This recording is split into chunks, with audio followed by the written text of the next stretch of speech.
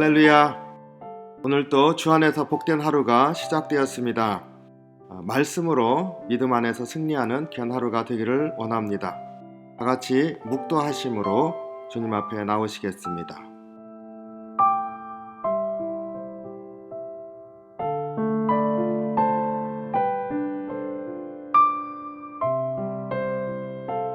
아멘.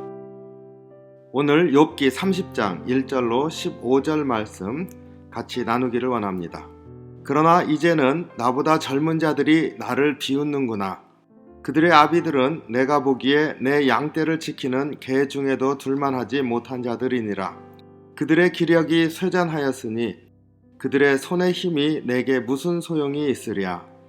그들은 곧 궁핍과 기근으로 인하여 파리하며 깜깜하고 메마른 땅에서 마른 흙을 씹으며 떨기나무 가운데에서 짠 나무를 먹으며 대쌀이 무리로 먹을거리를 삼느니라. 무리가 그들에게 소리를 지르므로 도둑같이 사람들 가운데에서 쫓겨나서 침침한 골짜기와 흙구덩이와 바위굴에서 살며 떨기나무 가운데에서 부르짖으며 가시나무 아래에 모여 있느니라. 그들은 본래 미련한 자의 자식이요 이름 없는 자들의 자식으로서 고토에서 쫓겨난 자들이니라. 이제는 그들이 나를 노래로 조롱하며 내가 그들의 놀림거리가 되었으며 그들이 나를 미워하여 멀리하고 서슴지 않고 내 얼굴에 침을 뱉는도다. 이는 하나님이 내 활시위를 늘어지게 하시고 나를 곤고하게 하심으로 우리가 내 앞에서 굴레를 벗었음이니라. 그들이 내 오른쪽에서 일어나 내 발에 덫을 놓으며 나를 대적하여 길을 애워싸며 그들이 내 길을 헐고 내 재앙을 재촉하는데도 도울 자가 없구나. 그들은 성을 파괴하고 그 파괴한 가운데에서 몰려드는 것 같이 내게로 달려드니 순식간에 공포가 나를 애워싸고 그들이 내 품위를 바람같이 날려버리니 나의 구원은 구름같이 지나가 버렸구나. 아멘. 오늘 말씀에서 욥은 자신의 처지가 비참해졌다라고 탄식을 하고 있습니다. 이 비참해졌다라고 하는 이 고백의 내용을 좀 살펴보면서 믿음 안에서 우리가 지켜야 할 것이 무엇인지를 돌아보기를 원합니다. 욥은 두 가지로 자신의 처지를 말하고 있습니다. 첫 번째로 온갖 조롱을 당하고 있다라고 하는 것을 탄식합니다. 1절에 그러나 이제는 나보다 젊은 자들이 나를 비웃는구나. 그들의 아비들은 내가 보기에 내 양떼를 지키는 개 중에도 둘만하지 못한 자들이니라. 욥이 조롱을 받고 있는데 조롱하는 그들은 젊은 자들이다 이렇게 말하고 있습니다. 그 젊은 자들이 나를 비웃는다. 젊은 자들이란 말은 지혜가 일천한 자들을 가리키고 있습니다. 그 욥의 친구들이 욥에게 그 책망하고 또 조언도 하고 그래서 죄를 회개하고 하나님께 돌아오라 말하지 않습니까? 욥이 듣지를 않으니까 그 친구들의 한 사람이 욥에게 우리들은 너보다 나이가 많다 이렇게 말했습니다. 심지어 욥의 아버지보다 나이가 많은 자가 있다고도 말했습니다. 나이가 많다고 하는 것 여기에서는 지혜를 암시해주고 있습니다. 지혜라고 하는 것은 인생을 살아가면서 깨닫는 것이지 않습니까? 말씀의 지혜를 얻는다고 하는 것도 말씀을 따라 살면서 여러 일들을 겪고 정말로 세상 가운데서 온갖 시련을 이겨내면서 그 말씀의 의미를 깨달아가는 것. 그래서 말씀의 지혜를 습득하게 되는 것이죠. 그래서 나이가 많다라고 하는 것은 단순히 육체적인 나이 많음을 말하는 것이 아니라 지혜에 관해서 얘기를 하고 있습니다. 그러니까 욥이 보기에 젊은 자들조차도 자신을 비웃는다 이렇게 했을 때 그 정말로 보기에 지혜도 없고 이렇게 뭐 존경할 만한 것도 없는 그들이 오히려 나를 조롱하는구나 이런 심정을 토로하고 있는 것인 줄로 압니다. 그러니까 이것은 비웃는다, 모멸감을 표현하고 있습니다. 게다가 그들의 아버지는 욥의 양떼를 지키는 개보다 격이 낮다 이렇게 말합니다. 내 개들 중에 있는 거기에 끼리지도 못할 자들이다 이렇게 말하는 거죠. 그들의 출신이 얼마나 격이 낮은 것인가를 이렇게 얘기를 하고 있습니다. 이렇게 말하는 이유는 욥이 얼마나 그 자신의 처지를 이렇게 비참하게 생각하고 있는지를 볼 수가 있습니다. 모멸감을 고백하고 있습니다. 게다가 이런 모멸감은 그냥 한번 듣는 그러한 조롱이나 모멸감이 아닙니다. 온 주변에 퍼져나가고 있는 것 같습니다. 9절 10절에 이렇게 말합니다. 이제는 그들이 나를 노래로 조롱하며 내가 그들의 놀림이 되었으며 그들이 나를 미워하여 멀리하고 서슴지 않고 내 얼굴에 침을 뱉는도다. 노래로 조롱한다. 조롱거리로 흥얼거리고 사람들 사이에서 이제 흥얼거린 노래가 퍼져가는 것을 우리가 생각해 볼 수 있습니다. 사람들이 또 욥을 얘기를 하면서 풍자처럼 얘기하고 있는 것임을 우리가 볼 수가 있습니다. 그러니까 한번 대면해서 어떤 모멸감을 느끼는 조롱을 받은 게 아니라 온 주변이 이제 욥에 관해서 얘기를 하는데 그렇게 깎아내리고 그 처지가 비참해진 그러한 조롱을 하고 있다. 그러니까 그것을 듣고 보고 대면하는 욥은 얼마나 그 자괴감이 들겠습니까? 그 모멸감에 극에 달해 있는 그러한 상태를 보여주고 있습니다. 욥의 이러한 심정의 고백을 보면서 욥이 자신의 처지를 탄식하는구나 이렇게 생각할 수도 있습니다. 하지만 정말 극심한 고난 혹은 앞이 보이지 않는 그런 어려움을 겪어본 사람들 아실 줄로 압니다. 참이 어떻게 할 수가 없잖아요. 그 사람들 이렇게 만날 때 가벼운 말도 혹은 그 사람에 대해서 이렇게 말하는 것들도 전부 어쩌면 그렇게 상처를 주는 그러한 모멸감이 일어나는 말들이 많은지 우리가 잘 압니다. 고난 가운데서 사람들이 나를 업신여기고 그리고 취급도 하지 않는 그런 것처럼 보여질 때도 많이 있습니다. 그랬을 때 참 견디기 힘들지 않습니까? 이러한 경우에 욥을 기억하길 원합니다. 욥이 이래서 이런 모멸감에 관해서 자신을 조롱하는 것에 관해서 탄식을 했구나.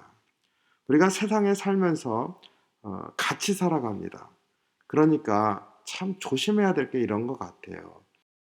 이렇게 품어주려고 하고 존중해 주려고 하고 높여주려고 하고 이렇게 하지 아니하면 내가 그런 의도로 말하지 아니하였어도 상대방을 모멸감을 끼칠 수 있다.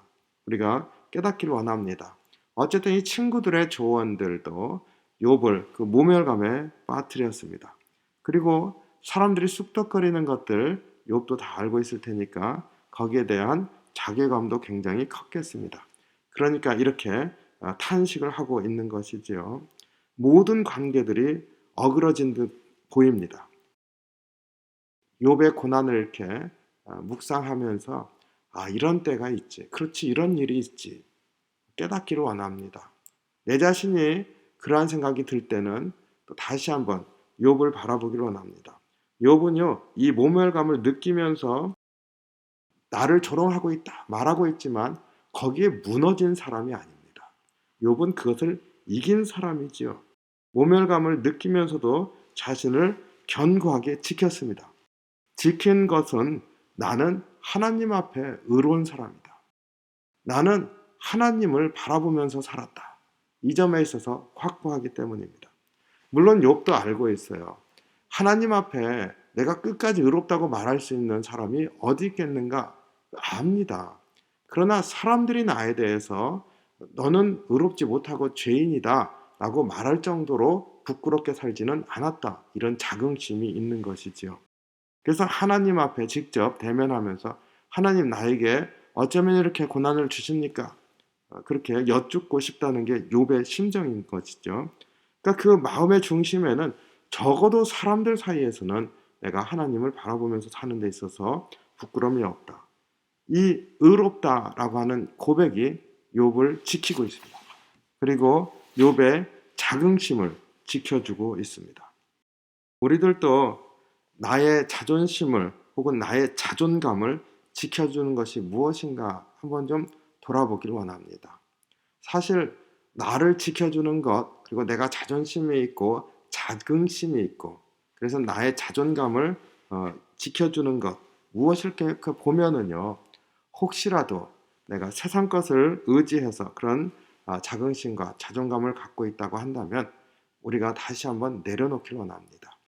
욥은 그런 걸로 자신의 자존심 혹은 자존감을 지키지 않았습니다. 그런 것들은 없어질 수 있는 것이니까요. 그거보다는 하나님 앞에 내가 의로운 사람이었다라고 하는 것으로 자존감을 지켰습니다. 우리는 예수님이 나를 사랑하시니까, 예수님이 내가 죄인임에도 불구하고 나를 용서하시고 받아주시니까 나는 주님을 믿습니다. 나는 주님을 의지합니다. 주님을 끝까지 의지합니다. 이것이 우리의 자존감이 되기를 원합니다. 성경은요, 예수님의 사랑을 입은 사람들에 대해서 쭉 얘기를 해주는데 그 가운데는 정말로 극단적인 그러한 상황 속에서 예수님의 은혜를 입은 사람들을 우리에게 전해주고 있습니다. 이러한 사람들도 용서를 받았고 주님의 사랑을 입었다는 것을 우리에게 가르쳐줍니다. 우리 요한복음에서 가늠하다 붙잡힌 여인의 이야기 잘 알지 않습니까? 사람들이 돌로 치려고 할 때 그 여인은 아무 말도 못했습니다. 자신이 현장에서 붙잡혔고 그 붙잡히지 않았어도 사실은 그렇게 살았다고 하는 것을 누구보다 잘 알기 때문에 거부하지 못하고 있습니다. 그랬을 때 주님이 죄 없는 자가 먼저 돌로 치라 했을 때 사람들이 도망가지 않습니까? 다 갔을 때 주님이 여인에게 이렇게 물었습니다. 사람들이 어디 있느냐? 너를 치려던 사람들은 어디 있느냐? 다 갔습니다. 나도 너를 정죄하지 아니할 테니 가라, 이렇게 평안하게 보내줍니다. 용서해 주십니다. 다시는 죄짓지 말라, 주님의 말씀으로 당부하십니다. 그런데 저는 이 장면에서요, 예수님이 용서하셨고 극단적인 그런 죄인임에도 불구하고 용서받았다고 하는 이 여인의 이야기, 근데 여기에서 중요한 게 하나 있는 것 같아요. 예수님께서 마치 구부리고 그 여인에게 묻지 않습니까? 사람들 어디 있느냐? 다 갔습니다. 나도 너를 정죄하지 아니하니 너를 조용히 가라. 그리고 평안히 가라. 그리고 죄짓지 말아라. 누구에게? 그 여인에게. 주님이 마치 귓속말로 얘기하듯이 곁에 앉아서 말씀을 하고 있습니다. 1대1로 그 사람에게만 말씀하시는 거잖아요. 이게 주님의 사랑입니다. 십자가에서 예수님께서 달려 돌아가실 때 좌우편에 강도가 있었다 했습니다. 우리 잘 아는 것처럼 한 강도는 예수님을 조롱했습니다. 다른 한 강도는 예수님께 자신의 구원을 청했습니다. 주님, 나도 구원해 주십시오 했을 때 주님께서 그 강도의 그 구원을 원하는 요청을 받아주시지 않습니까? 너도 오늘 나와 함께 낙원에 있으리라 말씀하셨습니다. 이것은 주변에 많은 사람들이 있었지만 아무도 듣지 못했습니다. 그 강도에게만 말씀해 주신 거잖아요. 마치 1대1로 나에게만 말씀하시는 그런 주님의 모습을 보여주는 것 같습니다. 그러니까 성경에서 은혜를 받은 사람들의 이야기를 우리가 읽을 때 주님의 용서를 해주셨고 주님의 사랑은 그러한 용서해 주시는 사랑이시고 아무런 값 없이 죄인들에게 은혜를 주셨다라고 하는 것을 우리에게 전해주시는 말씀들이죠. 그런데 더 중요한 게 있는 것 같습니다. 그것은요, 그 말씀을 받고 용서를 받은 사람 한 사람에게 직접 말씀해 주셨다는 겁니다. 직접 말씀하셔서 용서를 받은 사람은 내가 용서받았다, 마치 신문에서 어떤 재판의 결과를 읽은 것 같이 이 사람 무죄가 되었습니다 라는 사실을 아는 그러한 사건이 아닙니다. 나에게 말씀해 주시는 거죠. 내가 너를 용서한다. 그러니까 주님이 나에게 말씀하시면서 내 죄를 용서해 주셨습니다 라고 말했다는 것을 알게 합니다. 그러니까요, 용서받은 사람들은 다 변합니다.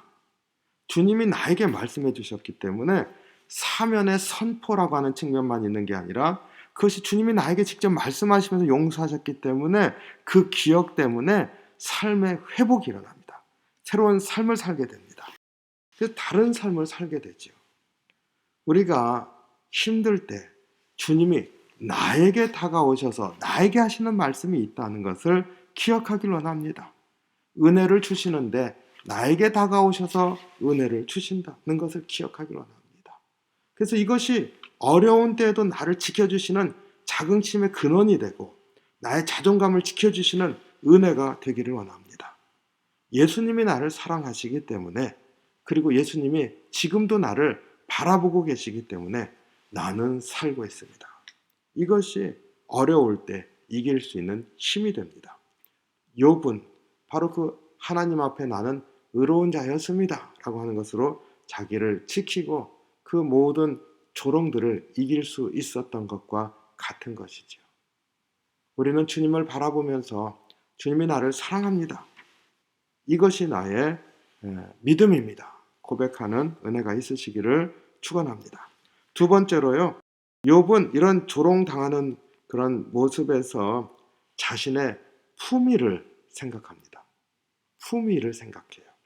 15절에 순식간에 공포가 나를 에워싸고 그들이 내 품위를 바람같이 날려버리니 나의 구원은 구름같이 지나가 버렸구나. 고난이 겹쳐지고 소망이 끊어진 것 같을 때 두려워집니다. 욥은요, 재앙이 연속으로 일어나면서 여기에서 공포가 나를 에워쌌다 이렇게 말하고 있습니다.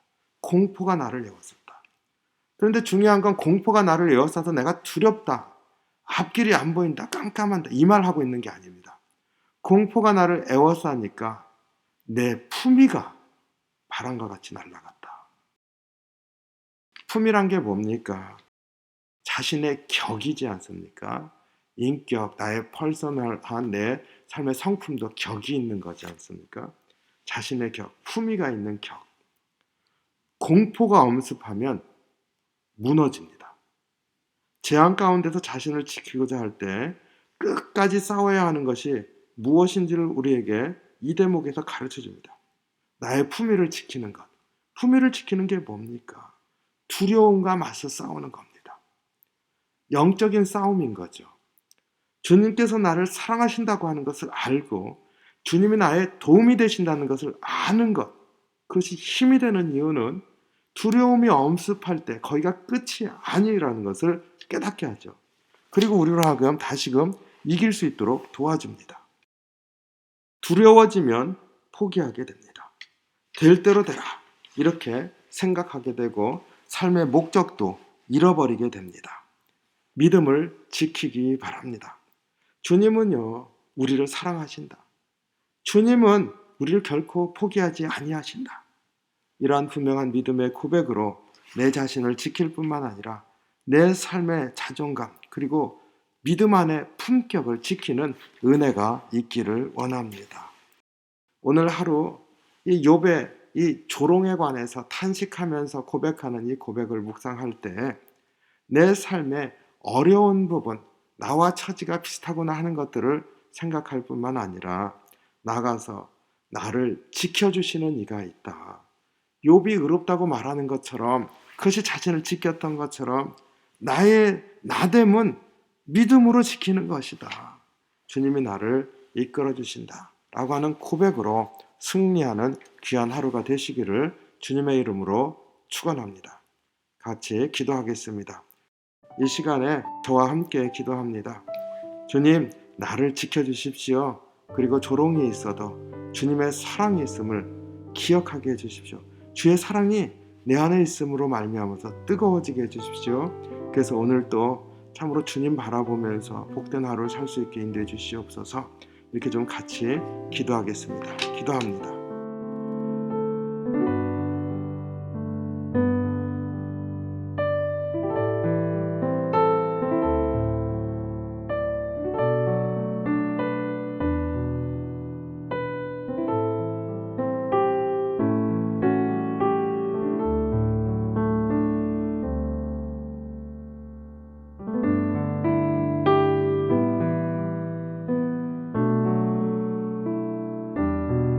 사랑이 많으신 주님, 주님의 은혜와 사랑에 감사합니다. 주님이 우리를 사랑하시기 때문에 우리가 승리하며 삽니다. 주님이 우리를 사랑하시기 때문에 우리의 심령 가운데 믿음으로 삽니다. 주님, 세상에 도전이 거세어도 믿음으로 삽니다. 감사합니다. 오늘도 주님 우리와 함께 해주시고 주님께서 우리를 지키시는 그 은혜를 기억하게 하시고 심령에 주님의 사랑 충만하게 채워주시옵소서. 오늘도 주님과 함께 승리하는 하루, 복된 하루가 될 수 있도록 인도하여 주시옵소서. 감사드리며 예수님 이름으로 기도하옵나이다. 아멘. 오늘도 주 안에서 복된 하루가 되시기를 주님의 이름으로 축원합니다. 아멘.